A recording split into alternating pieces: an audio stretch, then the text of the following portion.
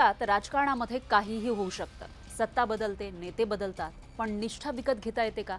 हा प्रश्न कदाचित महाराष्ट्रामधला प्रत्येक जण स्वतःला आज विचारत असेल आणि त्याला याचं उत्तर सुद्धा माहिती असेल. आपल्या सगळ्यांना माहिती आहे, महाराष्ट्रामध्ये एक राजकीय भूकंप पुन्हा एकदा झाला आहे आणि यावेळेला ठाकरे सेनेचे 6 खासदार फुटलेत. त्यांना फुटण्यासाठी प्रत्येकी 15 कोटी रुपये ॲडव्हान्स दिले गेले असा आरोप केला जातोय. आणि या सगळ्यामध्ये एक नाव पुन्हा एकदा चर्चेत आलं आहे, नाशिकचे खासदार राजाभाऊ वाजे. चर्चा अशी आहे की त्यांना पक्षांतरासाठी म्हणजे ठाकरेंची साथ सोडण्यासाठी मोठ्या ऑफर्स देण्यात आल्या. आता विचार करा, किती कोटींची ऑफर असेल? 30 कोटी, 50 कोटी?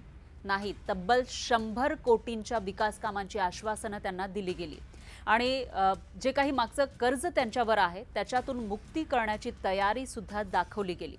पण राजाभाऊ वाजेंचं एकच उत्तर, मी नॉट फॉर सेल आहे. हे सगळं ऐकल्यानंतर एक सामान्य मराठी माणूस बुचकळ्यात पडला असेल. कारण आजच्या राजकारणामध्ये जिथं नेते एका रात्रीत पक्ष बदलतात, जिथं सत्ता आणि पदासाठी समीकरणं बदलतात, तिथं एखादा नेता म्हणतो पक्ष सोडायचा असेल तर राजकारण सोडेन, पण पक्ष सोडणार नाही.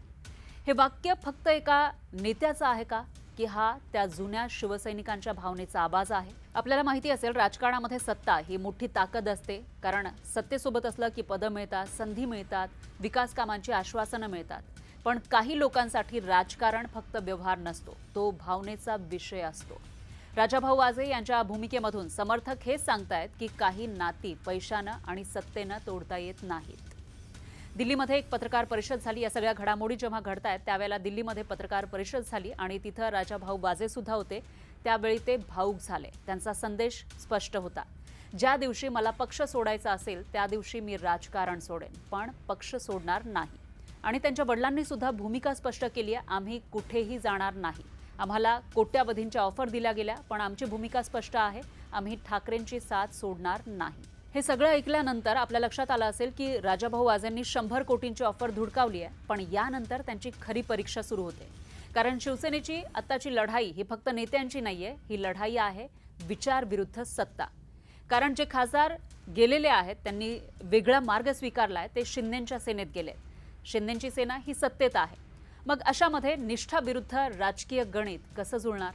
हा प्रश्न कदाचित जे राजकारणातले जाणते आहेत त्यांना पडला असेल. पण आपल्या सगळ्यांना हेही माहिती आहे, शेवटी पक्षाची ताकद फक्त आमदार खासदारांच्या संख्येत नसते, ती असते कार्यकर्त्यांच्या विश्वासात. पण असं असलं तरी देखील सर्वात मोठा प्रश्न तो म्हणजे आजच्या काळामध्ये राजकारणात निष्ठेला खरंच किंमत आहे का? तुमचं मत कमेंटमध्ये नक्की सांगा.